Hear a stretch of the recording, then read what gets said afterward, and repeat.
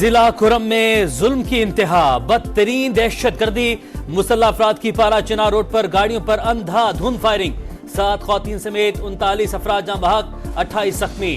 حکام کے مطابق پارا چنار روڈ پر 200 سے زائد گاڑیوں کا قافلہ پشاور جا رہا تھا، لاشیں اور زخمی اسپتال منتقل، اموات میں اضافے کا خدشہ۔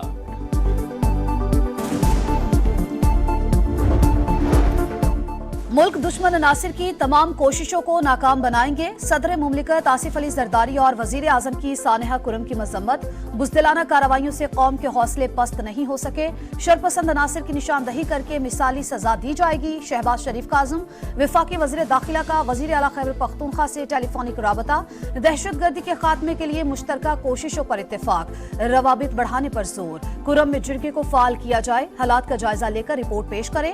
علی امین گنڈا پور کی وزیر قانون، متعلقہ اراکین اسمبلی کو کرم کا دورہ کرنے کی ہدایت۔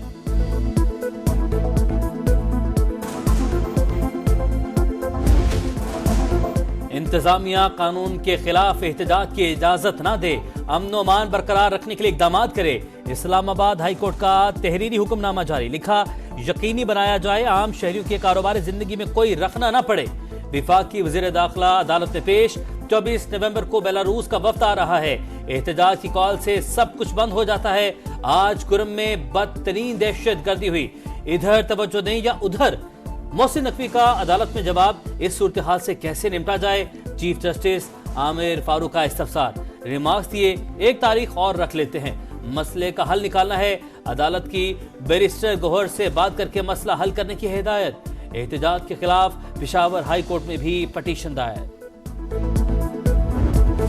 تحریک انصاف سے کوئی مذاکرات نہیں ہو رہے، حکومت کا دو ٹوک پیغام، مذاکرات دھمکیوں کے ساتھ نہیں ہو سکتے، اگر بات چیت ان کی خواہش ہے تو بتا دیں، اپنے صوبے میں جلسے کریں، اسلام آباد میں اجازت نہیں، اگر یہ یہاں آ کر ہنگامہ کریں، لوگوں کو ڈنڈے ماریں گے تو ایسا نہیں ہو سکتا۔ وفاقی وزیر داخلہ محسن نقوی کی وارننگ، کہا موبائل سروس کی بندش کا فیصلہ کل تک ہو جائے گا، میرے پاس کسی کو رہا کرنے کا اختیار نہیں، فیصلہ عدالتوں نے کرنا ہے۔ 24 نومبر کو غیر ملکی وفد آ رہا ہے، یہ ہر اہم ایونٹ پر احتجاج کیوں کرتے ہیں؟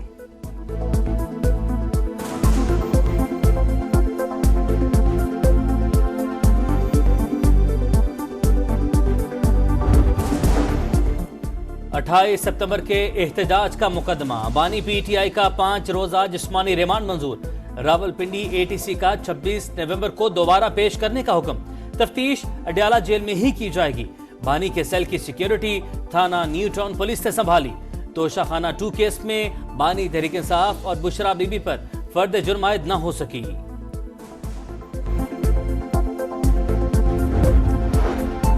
پی ٹی آئی کو کسی بھی مرحلے پر کوئی آفر نہیں کی گئی، یہ 24 نومبر کے احتجاج سے راہ فرار اختیار کرنا چاہتے ہیں، قیادت بھی چاہتی ہے احتجاج کے پلان پر عمل نہ ہو، اپنی رائے سے بانی کو آگاہ کر دیا۔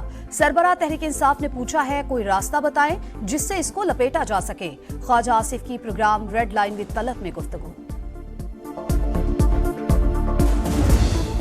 پی ٹی آئی کی شہر اقتدار پر چڑھائی، سرکار 24 نومبر کے احتجاج سے نمٹنے کے لیے تیار، 23 نومبر سے انٹرنیٹ اور موبائل سروس جزوی معطل کرنے پر غور، خیبر پختونخوا اور پنجاب کے مختلف اضلاع میں سروس جام ہونے کا امکان، پی ٹی اے 22 نومبر سے موبائل انٹرنیٹ سروس پر فائر وال ایکٹیو کر دے گی، راولپنڈی میں 26 نومبر تک دفعہ 144 نافذ، پنجاب حکومت نے راولپنڈی، اٹک اور جہلم میں رینجز طلب کر لی، راستے بلاک کرنے کے لیے کنٹینرز پہنچا دیے گئے، یقینی بنائیں پی ٹی آئی کے احتجاج میں سرکاری مشینری استعمال نہیں ہو، وفاق کی وزارت داخلہ کا چیف سیکرٹری خیبر پختونخوا کو مراسلہ۔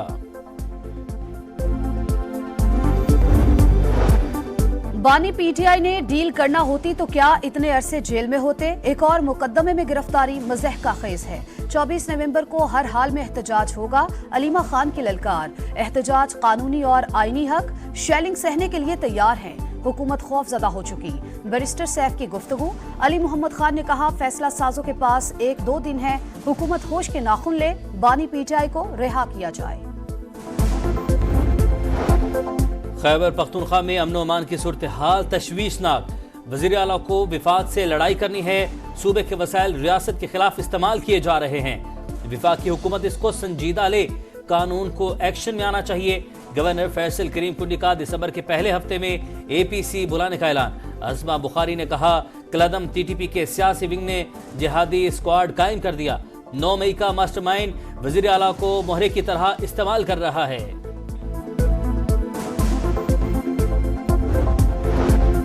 تھانہ مغل پورہ کی حدود میں ہنگامہ آرائی کا مقدمہ، شاہ محمود قریشی، عمر سرفراز چیمہ، یاسمین راشد سمیت دیگر پر فرد جرم عائد، ملزمان کا صحت جرم سے انکار۔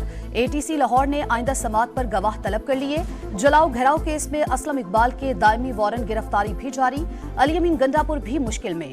عدالت نے تھانہ I-9 میں درج مقدمے میں اشتہاری قرار دینے کی کارروائی کا آغاز کر دیا۔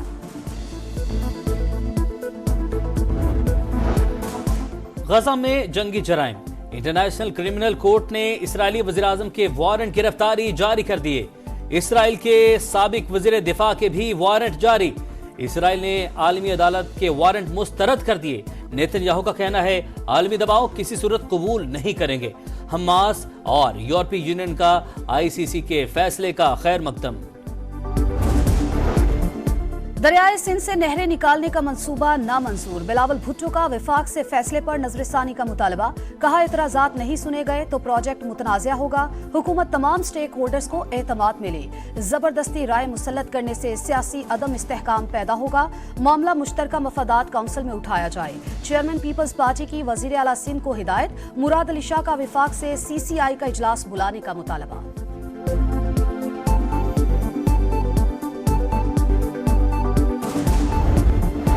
آئینی بینچ کا بچوں کے اغوا کے بڑھتے واقعات پر شدید تحفظات کا اظہار، جسٹس جمال مندوخیل کا کوئٹہ میں مغوی بچے کی عدم بازیابی پر اظہار برہمی، کہا احتجاج سے پورا شہر جام ہو چکا لیکن حکومت کو کوئی فکر نہیں، تمام IGs اور سیکرٹریز داخلہ آئندہ سماعت پر طلب، آڈیوز لیک کمیشن پر وفاقی حکومت سے رپورٹ طلب۔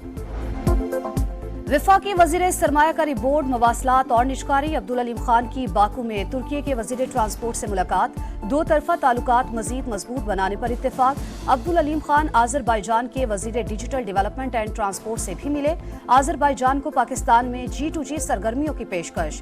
وفاقی وزیر کی باکو میں COP29 کانفرنس میں بھی شرکت، کہا ماحولیاتی تبدیلیاں دنیا بھر کے لیے چیلنج، ترقی پذیر ممالک کو زیادہ اقدامات کی ضرورت ہے، ذرائع آمدورفت میں گرین ٹیکنالوجی کا فروغ وقت کا تقاضا ہے۔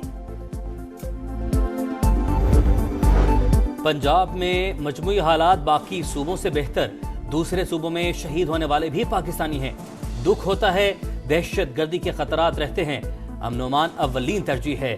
وزیر اعلیٰ پنجاب کی 26ویں نیشنل سیکیورٹی ورکشاپ کے شرکاء سے ملاقات میں گفتگو، کہا سیاسی عدم استحکام سے ترقی اور خوشحالی کا سفر متاثر ہوتا ہے۔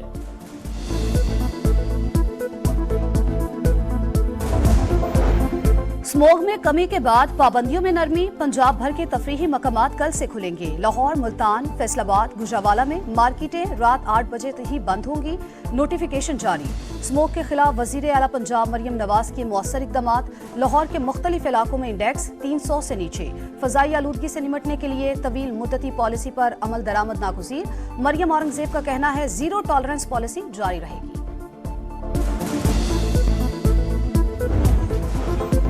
دفاعی نمائش آئیڈیاز 2024، کراچی میں CVU پر تقریب، کھلے سمندر میں انسداد دہشت گردی آپریشن، پاک افواج کا فضائی طاقت کا مظاہرہ، پاک بحریہ کے ہیلی کاپٹرز اور جنگی طیاروں کا فلائی پاس، چھاتا برداروں کی فری فال جمپ۔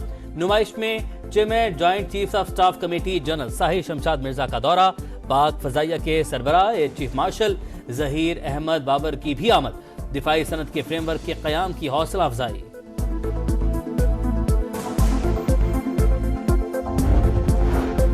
سٹاک مارکیٹ کی اونچی اڑان، تاریخ میں پہلی بار 97,000 پوائنٹس کی سطح عبور، 100 انڈیکس میں 1,782 پوائنٹس کا اضافہ، پاکستان سٹاک ارجنٹینا کے بعد دنیا کی دوسری بہترین مارکیٹ قرار۔ غزہ میں آگ اور بارود کی برسات جاری، اسرائیلی طیاروں کے مختلف علاقوں پر وحشیانہ بمباری، 24 گھنٹوں میں 88 شہادتیں، شمالی غزہ میں صہیونی فوج کی درندگی، 70 افراد کی جان لے لی گئی، لبنان میں بھی اسرائیلی فوج کا قتل عام، مزید 25 شہادتیں، حزب اللہ کے اسرائیلی علاقوں پر درجنوں راکٹ حملے۔ चैंपियंस ट्रॉफी के जलवे, कराची में नेशनल स्टेडियम की सैर, ईदी चाइल्ड होम में एंट्री, ट्रॉफी को मज़ार-ए-कायद, दो दरिया और मोहट्टा पैलेस भी ले जाया जाएगा। 2017 के फातिह कप्तान सरफराज अहमद के साथ फोटो शूट होगा।